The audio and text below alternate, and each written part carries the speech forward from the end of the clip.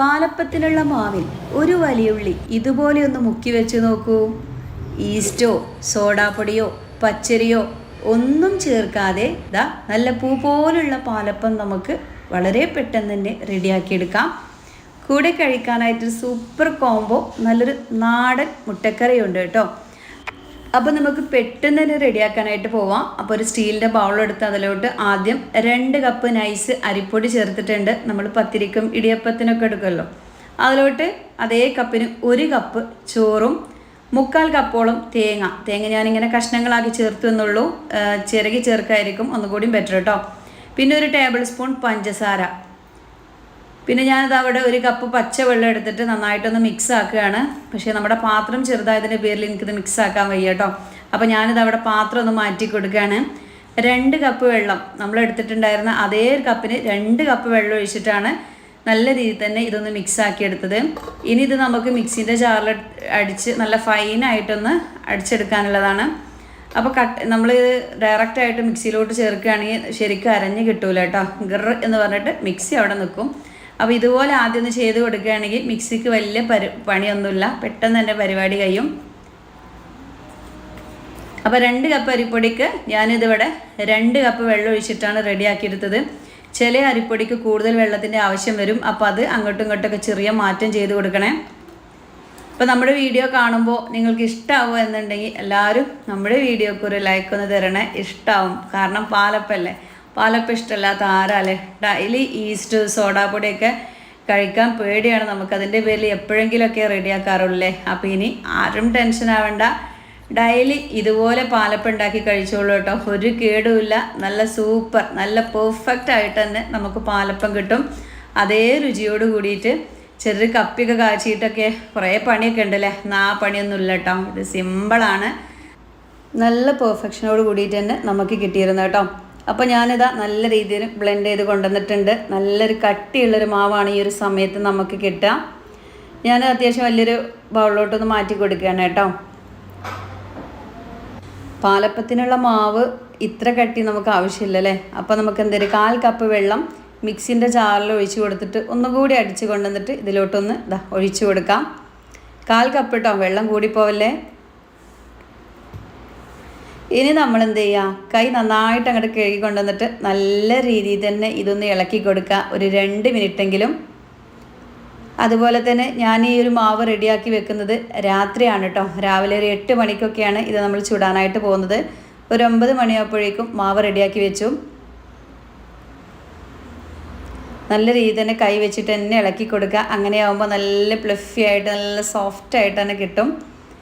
അപ്പോൾ ഇനിയാണ് നമ്മുടെ സൂത്ര പരിപാടി കേട്ടോ. ഇതാണ് നമ്മുടെ സൂത്രം. ഒരൊറ്റ വലിയുള്ളിൻ്റെ പുറമേയുള്ള തൊലിയൊക്കെ കളഞ്ഞ് നന്നായിട്ട് കഴുകി ക്ലീൻ ചെയ്ത് മാവിലൊന്ന് മുക്കി വെക്കുകയാണ് കേട്ടോ നമ്മൾ രാത്രി.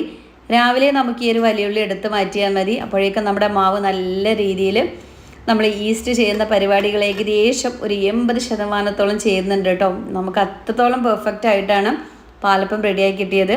അപ്പോൾ രാവിലെ ഞാൻ ആദ്യം തന്നെ കറിയാണ് കേട്ടോ റെഡിയാക്കുന്നത്. പാലപ്പം നല്ല ചൂടോടുകൂടി കഴിക്കണം, അതല്ലേ രുചി.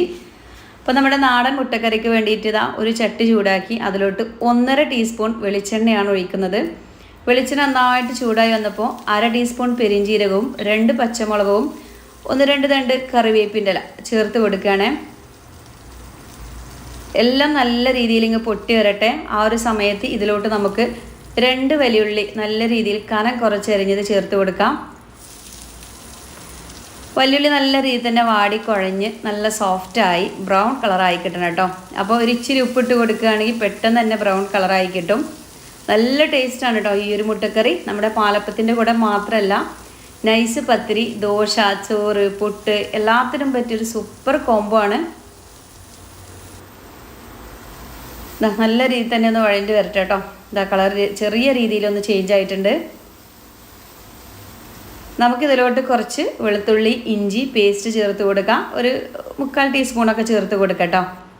ഈ ഒരു സമയമാകുമ്പോൾ കണ്ടല്ലോ നല്ല രീതിയിൽ തന്നെ കളറൊക്കെ ഒന്ന് ചേഞ്ച് ആയി വരുമ്പോൾ ഇതിലോട്ട് വെളുത്തുള്ളി ഇഞ്ചിയും ചേർത്ത് കൊടുക്കാം. സിമ്പിൾ ഒരു കറിയാണ്, പക്ഷെ നല്ല ടേസ്റ്റ് ഉണ്ട് കേട്ടോ ഈ ഒരു കറിക്ക്. അതിൻ്റെ ആ ഒരു പച്ച സ്മെല്ലൊക്കെ അങ്ങോട്ട് മാറിനോട് കൂടിയിട്ട് നമുക്കിതിലോട്ട് മസാലപ്പൊടികളും ചേർത്ത് തുടങ്ങാം. അപ്പോൾ ഇതിൽ നമ്മൾ ചേർക്കുന്നത് ഒരു 1/4 ടീസ്പൂൺ മഞ്ഞൾപ്പൊടിയാണ് കേട്ടോ.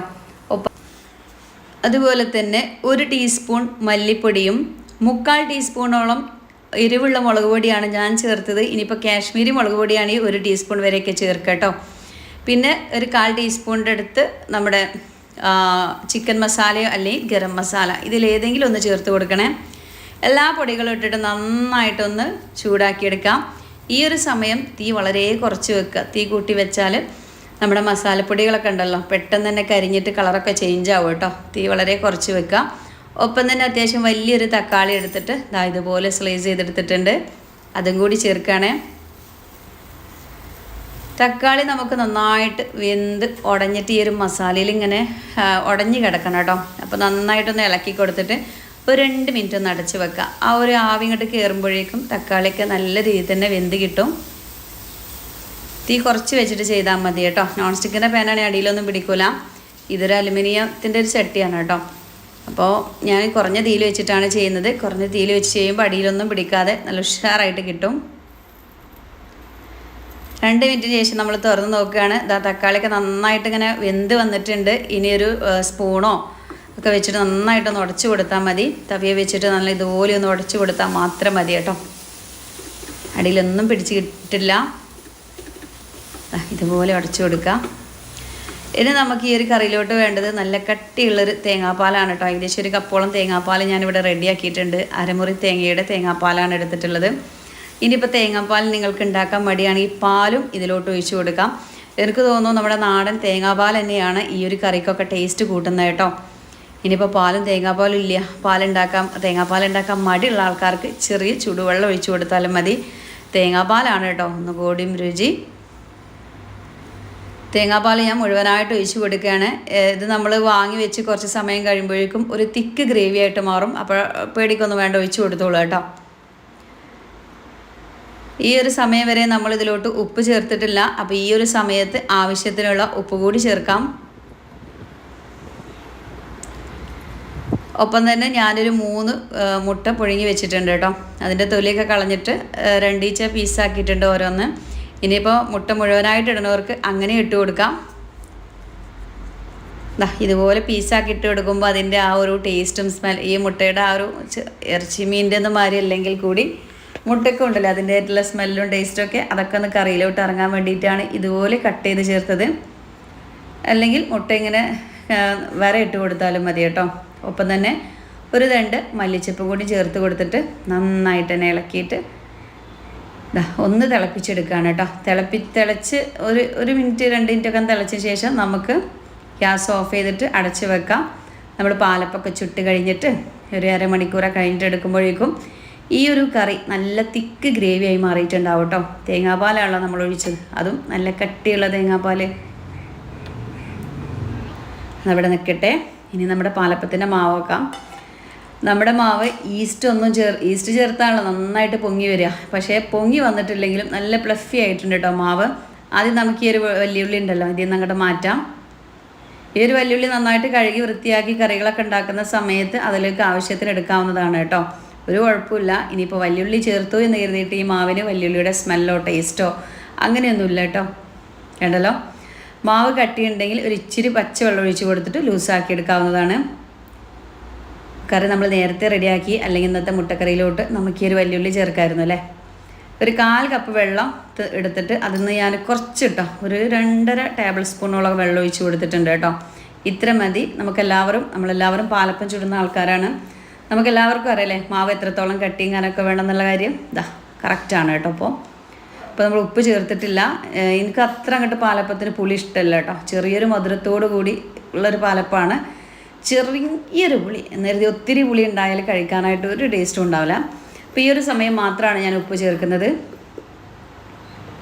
ഉപ്പ് ചേർത്ത് മിക്സ് ആക്കിയിട്ടുണ്ട്. ഇനി നമ്മുടെ നോൺ സ്റ്റിക്കിൻ്റെ പാന് വെച്ച് കൊടുക്കാം. പാനല്ല, നമ്മുടെ പാലപ്പത്തിൻ്റെ ചട്ടി കേട്ടോ.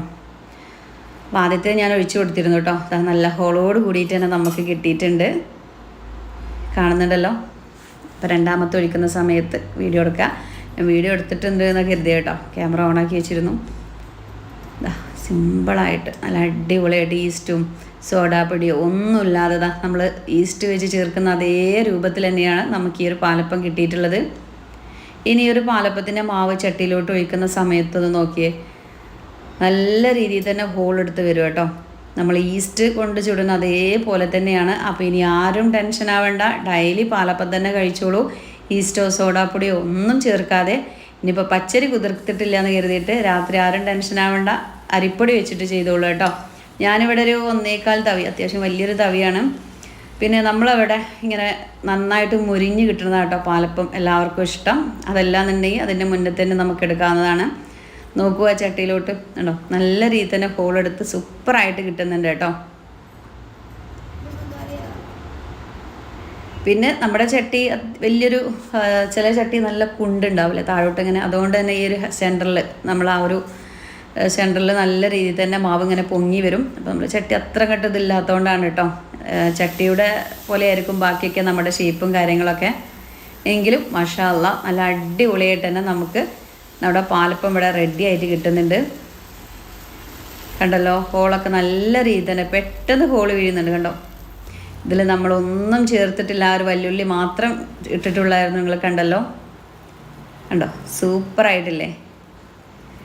ഇനിയിപ്പോൾ ഈസ്റ്റ് ചേർത്തല്ലോ എന്ന് കരുതിയിട്ട്, സോഡാപ്പൊടി ചേർത്തല്ലോ എന്നൊക്കെ പറഞ്ഞിട്ട് ആരും ടെൻഷൻ ആവേണ്ട. ഇതുപോലെ റെഡിയാക്കിയോളി. നല്ല പെർഫെക്റ്റ് ആയിട്ട് നല്ല ടേസ്റ്റി ആയിട്ടുള്ള പാലപ്പം നമുക്ക് അരിയൊന്നും അരക്കാതെ ഇതാ സിമ്പിളായിട്ട് തന്നെ റെഡിയാക്കിയെടുക്കാം കേട്ടോ.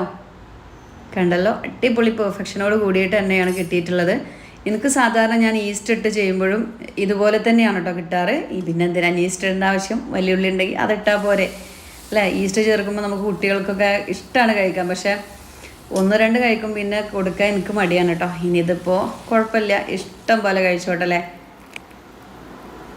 കാണുന്നുണ്ടാവും, നല്ല രീതിയിൽ തന്നെ ഹോളൊക്കെ വരുന്നുണ്ട് കേട്ടോ.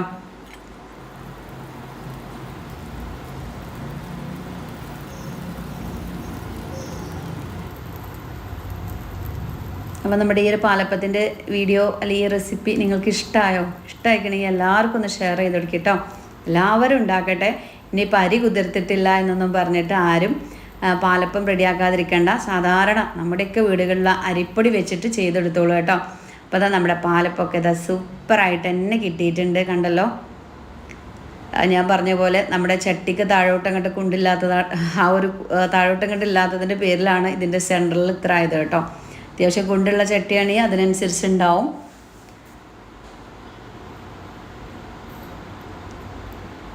സൂപ്പറായിട്ടുണ്ട് ഇല്ലേ? ഉണ്ടെങ്കിൽ എല്ലാവരും ഒന്ന് കമൻറ്റ് ചെയ്ത്. ഒപ്പം തന്നെ നമ്മുടെ മുട്ടക്കറി ഒന്ന് നോക്കണ്ടേ, അത് എത്രത്തോളം ഗ്രേവി ആയിട്ടുണ്ട് നോക്കൂ. നല്ല തിക്ക് ഗ്രേവി ആയിട്ടുണ്ട് കേട്ടോ. ഒരുപാട് തേങ്ങാപ്പാലൊക്കെ ഒഴിച്ച് ആകെ നിങ്ങൾ കരുതിയിട്ടുണ്ടാവും ഇതാകെ കുളമായിട്ടുണ്ട്. പക്ഷെ ഇപ്പോൾ കണ്ടോ, നല്ല കുറുകിയ ചാറാണ് കേട്ടോ. നല്ല ടേസ്റ്റും ഉണ്ട്. ആ ഒരു മുട്ടയുടെ സ്മെല്ലും ടേസ്റ്റൊക്കെ കറിയിലോട്ട് നല്ല രീതിയിൽ തന്നെ ഇറങ്ങി കിട്ടിയിട്ടുണ്ട്. ഇനി ഇതാ നമ്മുടെ പാലപ്പം കണ്ടോ, ഉൾഭാഗമൊക്കെ നല്ല രീതിയിൽ ആരെടുത്ത് സൂപ്പർ സോഫ്റ്റാണ് കേട്ടോ. ചുട്ടെടുക്കുമ്പോൾ നല്ല മുരിഞ്ഞിട്ടാണെങ്കിലും കുറച്ച് കഴിഞ്ഞാൽ ഏത് പാലപ്പം നല്ല സോഫ്റ്റായിട്ട് മാറും അല്ലേ. അപ്പോൾ ഇതുപോലെ മുരിച്ചെടുക്കുന്നതാണ് ഇവിടെ എല്ലാവർക്കും ഇഷ്ടം. അപ്പോൾ അതിൻ്റെ പേരിലാണ് സൈഡൊക്കെ ഇങ്ങനെ മുരിച്ചെടുത്തത് കേട്ടോ. കണ്ടല്ലോ, നമ്മുടെ ഈ ഒരു കറി കൂട്ടിയിട്ട് കഴിക്കാൻ ഉഗ്രൻ ടേസ്റ്റാണ്. അപ്പോൾ എല്ലാവരും ഒന്ന് ചെയ്ത് നോക്കുക. ചെയ്ത് നോക്കിയാൽ മാത്രം പോരാ കേട്ടോ. നമ്മുടെ ചാനലൊക്കെ എല്ലാവരും ഒന്ന് സബ്സ്ക്രൈബ് ചെയ്തിട്ട് ഓൾ എന്നുള്ളൊരു ഓപ്ഷൻ ഒന്ന് നെക്കി കൊടുക്കുക കേട്ടോ. അപ്പോൾ ഞാൻ വീഡിയോ ഒക്കെ കറക്റ്റ് നോട്ടിഫിക്കേഷനൊക്കെ നിങ്ങൾക്ക് കിട്ടും. അതുപോലെ തന്നെ ഇന്നത്തെ നമ്മുടെ വീഡിയോ ഒക്കെ എല്ലാവരും ഒരു ലൈക്ക് കൊടുക്കുക. നമ്മുടെ ഫാമിലിക്കും ഫ്രണ്ട്സിനും ഒക്കെ ഈ ഒരു വീഡിയോ ഒന്ന് ഷെയർ ചെയ്ത് കൊടുക്കാനും നിങ്ങൾ ആരും മറക്കരുത്. അപ്പോൾ നാളെ വരാം. എല്ലാവരോടും അസ്സലാമു അലൈക്കും.